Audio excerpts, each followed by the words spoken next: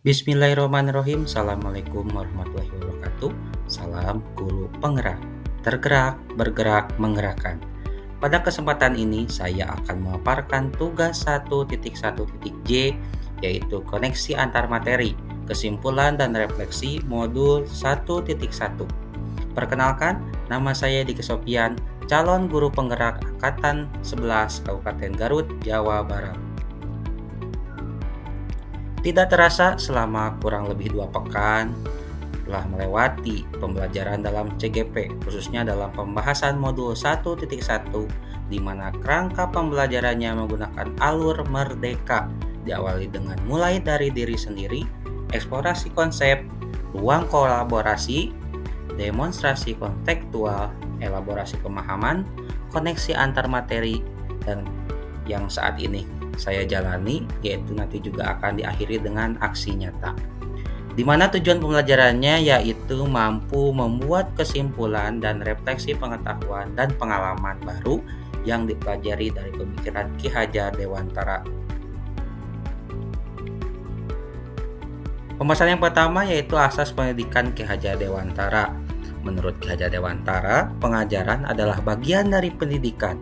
Pengajaran merupakan proses pendidikan dalam memberi ilmu atau berfaedah untuk kecakapan hidup anak secara lahir dan batin.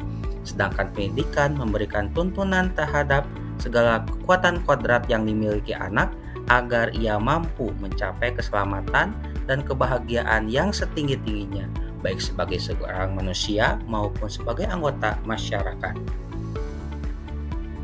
Dasar pemikiran Ki Hajar Dewantara yang pertama yaitu sistem Among atau menuntun, yang kedua sesuai dengan kodrat alam dan kodrat zaman, yang ketiga berpihak pada murid, yang keempat budi pekerti, yang kelima trikon atau continue, convergent, dan konsentris, yang keenam merdeka lahir dan batin, yang ketujuh bukan tabula rasa, yang kedelapan pendidik seperti petani atau tukang kebun pendidikan.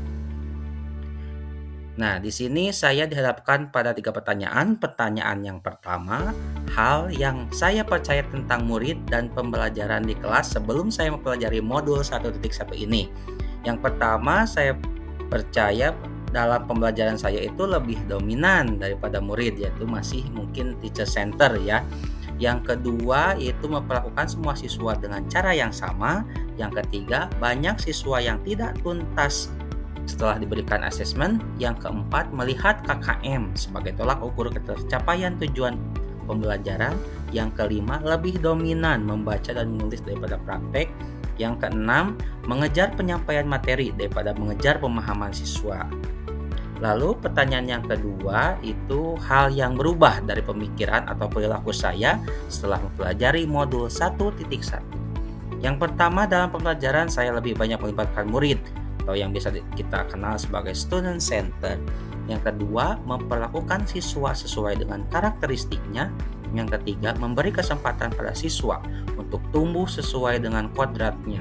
Yang keempat, pembelajaran dilakukan secara menyeluruh. Yang kelima, menciptakan pembelajaran yang menyenangkan.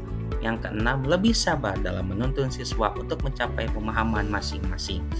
Dan pertanyaan yang ketiga yaitu hal yang segera saya terapkan lebih baik agar kelas saya mencerminkan pemikiran Ki Hajar Dewantara. Yang pertama itu mengenali karakteristik dan kebutuhan siswa dalam belajar dengan menjalin komunikasi yang baik. Yang kedua, merancang pembelajaran yang bervariatif dan menyenangkan, juga mengakomodasi kebutuhan belajar siswa yang beragam dan sesuai dengan zamannya. Yang ketiga, melibatkan siswa dalam setiap kegiatan pembelajaran, terutama dalam pembelajaran berbasis proyek. Yang keempat, pembelajaran dilakukan dengan cara menuntun, bukan menuntut. Yang kelima, hasil pembelajaran bukan berfokus pada kognitif saja, melainkan memperhatikan aspek afektif maupun psikomotor. Nah, bagaimana kesimpulannya?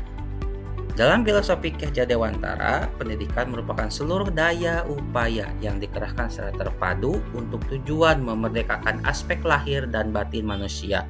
Pengajaran dalam pendidikan dimaknai sebagai upaya membebaskan peserta didik dari ketidaktahuan serta sikap dari penyakit hati seperti iri, dengki, dan egois. Peserta didik diharapkan berkembang menjadi manusia dewasa dan bijaksana. Filosofi Ki Hajar Dewantara juga mengajarkan perlunya penekanan mengenai pendidikan budi pekerti. Peserta didik diharapkan memiliki kecerdasan budi pekerti sehingga dia mampu untuk selalu memikirkan, merasakan, serta senantiasa memakai ukuran, timbangan, dan dasar yang tetap dalam setiap perkataan dan tindakannya. Demikian yang bisa saya sampaikan. Terima kasih, salam dan bahagia. Wassalamualaikum warahmatullahi wabarakatuh.